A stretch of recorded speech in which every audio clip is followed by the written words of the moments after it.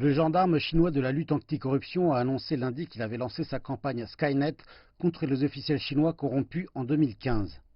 6 690 suspects de corruption qui ont fui la Chine ont été ramenés, dont un quart ont été interpellés de janvier à octobre de cette année. Plus de 15 milliards de yuan, soit 2 milliards de dollars d'actifs illégaux, ont été récupérés.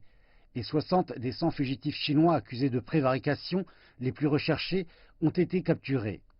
À l'intérieur de la Chine, plus de 620 000 personnes, dont nombre de membres et officiels du parti, suspectés de corruption, ont été punies, parmi lesquels 51 hauts responsables. Ces chiffres ont été publiés le 9 décembre lors de la Journée internationale de la lutte contre la corruption par la Commission nationale de supervision. Âgée de 2 ans, la Commission nationale de supervision est l'organe de lutte contre la corruption créé pendant la session annuelle de l'Assemblée populaire nationale de 2018. Ces fonctions ont été intégrées avec l'organe anticorruption du parti, la Commission centrale du contrôle de la discipline. En janvier 2019, le président Xi Jinping, s'exprimant en tant que secrétaire général du comité central du PCC, a exhorté les membres du parti à poursuivre la campagne anticorruption alors qu'il énonçait les 6 principaux objectifs de la lutte contre la corruption.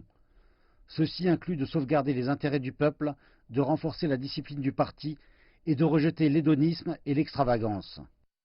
Le discours du secrétaire général Xi a reflété notre concept de développement centré sur les gens.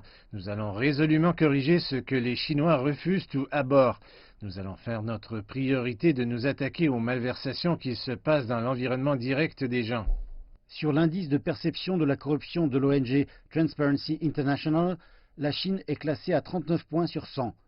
Les scores proches de 100 indiquent peu ou aucune corruption. Le score de la Chine en 2018 a baissé de 2 points par rapport à 2017, où elle avait 41 points. Depuis 1995, depuis que les perceptions sur la corruption ont été mesurées dans 180 pays, dont la Chine, la moyenne de la Chine a été de 34,5 points.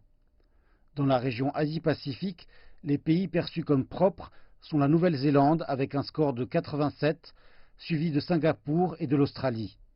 Au bas du classement, on trouve le Cambodge, l'Afghanistan et la RPDC.